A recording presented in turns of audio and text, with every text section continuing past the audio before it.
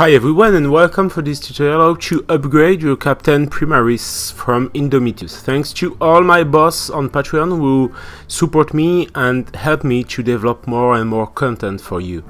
So for this tutorial I'm going to use all the paint you see, and this is going to be a more long tutorial because it's take 15 minutes, but you are going to see that I always use one color, and a lot of time this color is going to be used on my different element. Just to beginning, I'm going to use my airbrush to clean my different surfaces on my armor with some royal blue from Pro-Color. This is pretty easy because you just have to focus on the more shadow parts of your armor, and after I come back with some mix between royal blue and white just to push more highlights on every part who take a lot of light. This step is pretty important to have a more clean armor. As a last tutorial, this is going to be an upgrade tutorial, so you need to see first the first paint I already do very quickly on this Primaris Captain to understand in a more easy way what I'm going to do now. Just with some white, always with airbrush, I come back on my different parts. I need white, like the armor, but by the way I can do a little bit on the sword and on the non-metallic metal gold on the different parts. Everywhere I need more and more white. Now I come back just with royal blue and white. First, as you can see, I use royal blue to create better transition, and now with some white I come back on every edges to push more and more contrasts on my paint. At this moment I can, by the way, I can use white directly, pure white, royal blue, or as you can see right now, a mix between both of them just to clean some surfaces. When this is down and when my armor is already finished, I continue by using some white on my different elements, like the Aquila on the torso and the on the shield, for example. On every part we need some white and more contrast. I use, by the way, the same white to push highlight on the clothes, a little bit more in the metallic, non-metallic, but the gray one. And now I continue on the sword just to push more and more contrasts to create my power sword more easily. We are going to come back on every edges and a little bit on the different surfaces just to push more contrasts and to create more lightning effect. Remember that I don't have a lot of paint on my brush and I dilute a lot, so I continue to have the control of my paint directly on the miniatures. Now with some matte yellow from Prince August, I create better transition on my non-metallic gold metal, and I push this in the different direction I need just to have a more yellow color. With some whiskey from Pro-Color you can push again and again your shadow into, for example, right here the shoulder who have not enough shadow, but I'm going to do that on every part in non-metallic metal. The whiskey from Pro-Color is yellow brown, who are pretty easy and good to use when you make some golden NMM, but you can, for example, use some snakebit leather, the classical paint, or anything else.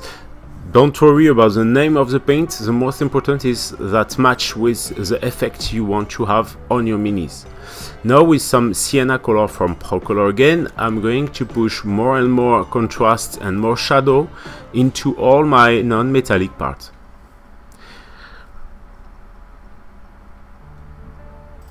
Don't hesitate to move your miniatures and move your brush to always have the best angle to reach the surface you want. This is very interesting, and my miniatures move on every direction if I need to reach some different kind of part. Once again, the contrast is pretty important on non-metallic metal effect, so I push again and again my contrasts on every non-metallic part.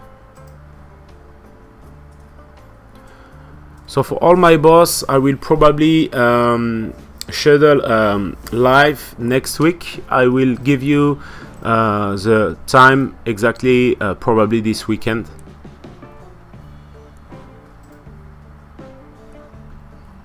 As you can see, I come in every recesses to push my sienna color to create more contrast. Now with some black color, I come back to make the distinction between the different elements and push again my contrast in the non-metallic metal and on every part I need.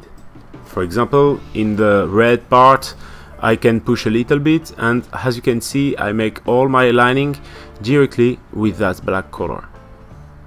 If you make some mistake, don't worry, continue, finish your black step, and after that you can always come back to clean some surfaces and to make your different correction. I push black all around the base just to have something more clear, and I come back to push more shadow in the leather with my black color.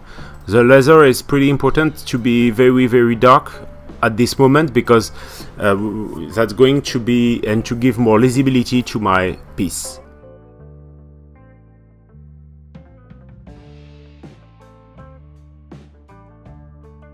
I continue again just by using my black to push more and more shadow.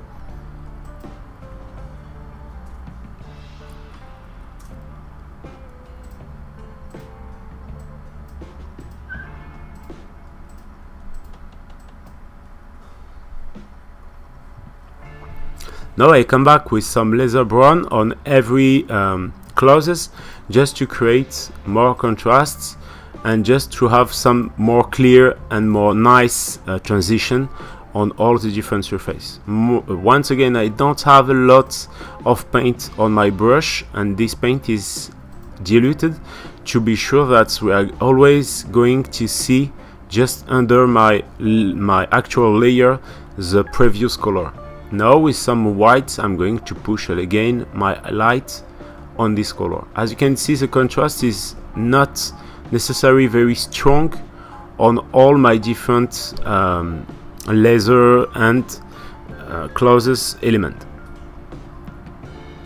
To make some distinction with that, I come back on the base and push again a little bit highlight on every part in non-metallic metal, even the necron on the base. Now I'm going to create some flash on the sword to create my energical, my power effect. For that, I'm going to make some very thin line. Just everyone will start on the little element on the sword, and I'm going to make that and trying to have something very chaotic, just to be sure I'm not going to have two parallel lines in the same time. Now with some black, I come back again to create more contrast on the necron on the base. When I continue and trying to upgrade the minis, you can see that I change a lot between my different elements. That depends of what I want to do and what I see to upgrade the mini. So now some freehand. So for that, I'm going to use a very diluted color, and I'm just going to use the end of my brush just to push a little bit of this color in my different elements.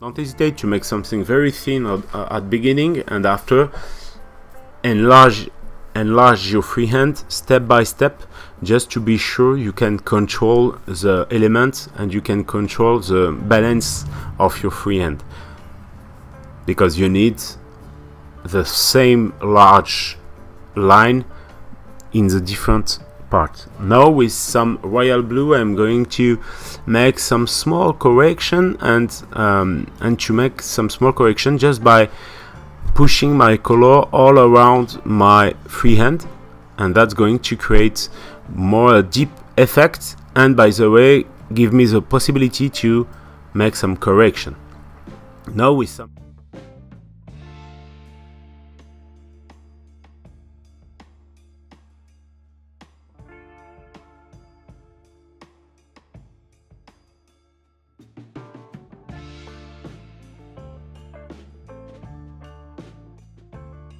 rust pigments, I come back into the recesses into my base and I push this.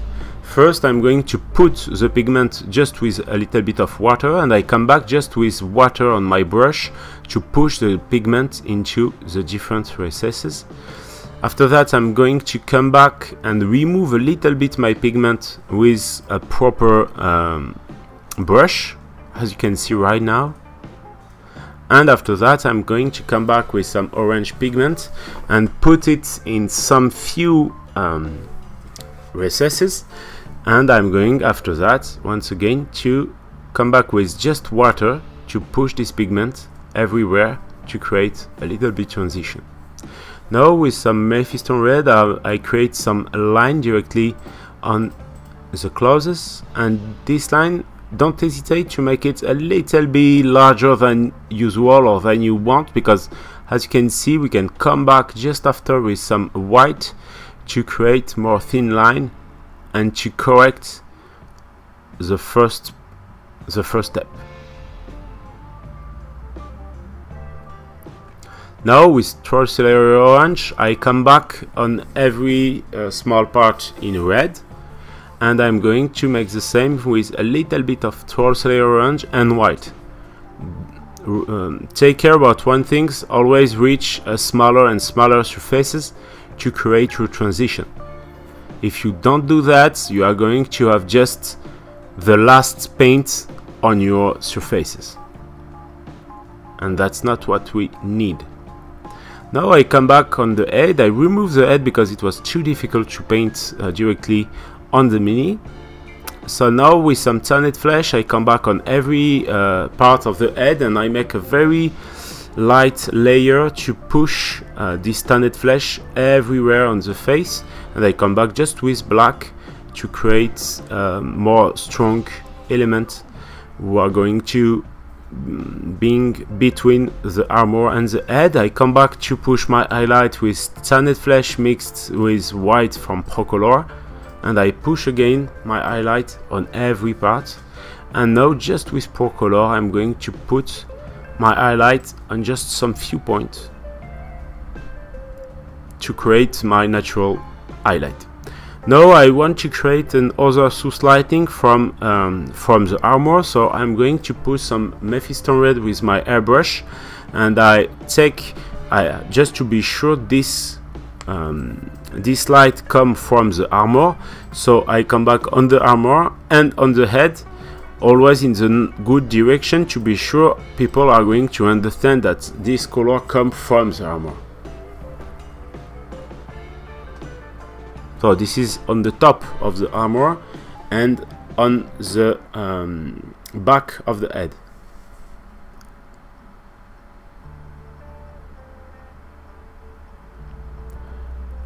I start with red, and after I am going to push more and more towards layer orange.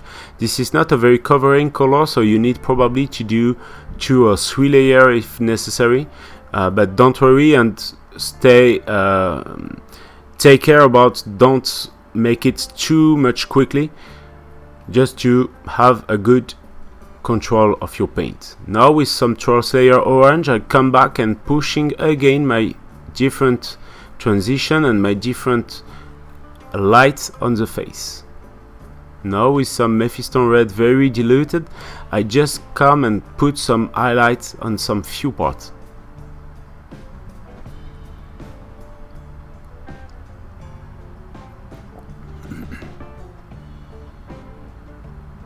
Now just with some white color I come back and push a little bit highlight everywhere on the face. Take care to don't put too much white, because you are going to remove all the effect on the orange surfaces. Now with the side of my brush I push the first step for my eyes, and with some dark sea blue I'm going to push the shadow on the head and starting to create the iris into the eyes. And now with some white I just make some few correction for the iris into the eyes.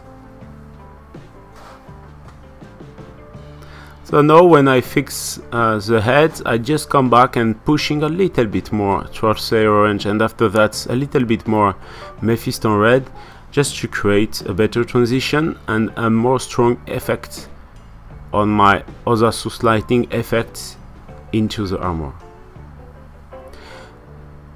And here is the results. Thanks again for watching. I really hope you enjoy it. Don't hesitate to subscribe to my channel and to like this video. That will be very helpful for me to have more people on the channel, to subscribe to the channel.